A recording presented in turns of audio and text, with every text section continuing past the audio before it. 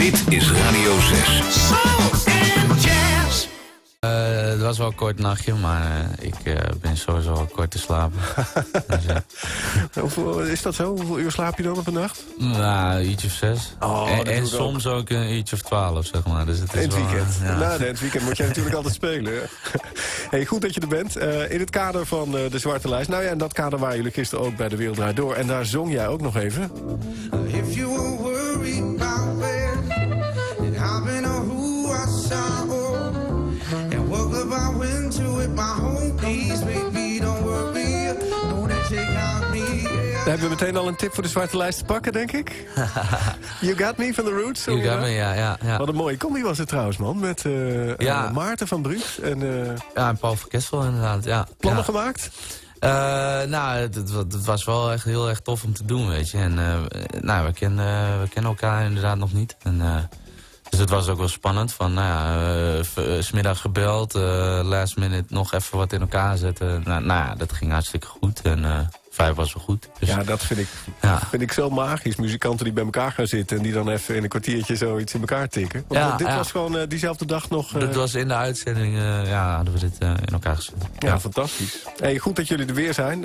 Ik weet nog, vorig jaar rond de Zwarte Lijst stonden jullie hier 5 dagen achter elkaar. Jongens, wat had ik met jullie te doen?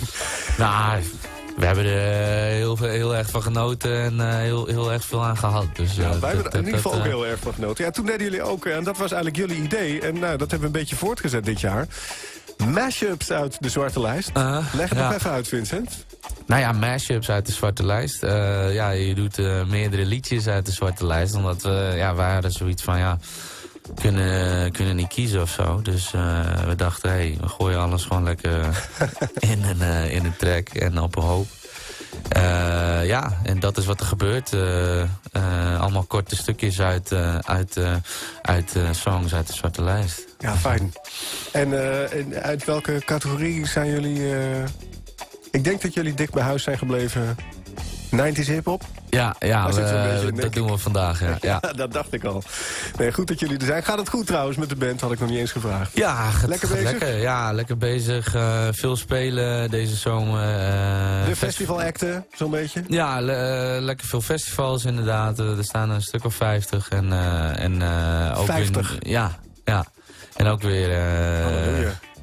Ja, lekker man. En, dus genieten ervan. Ook weer nieuwe plannen voor nieuw werk. En dat komt er allemaal aan. 50 festivals. Ik ben blij dat jullie even tijd gevonden hebben, jongens, om langs te komen. Altijd, joh.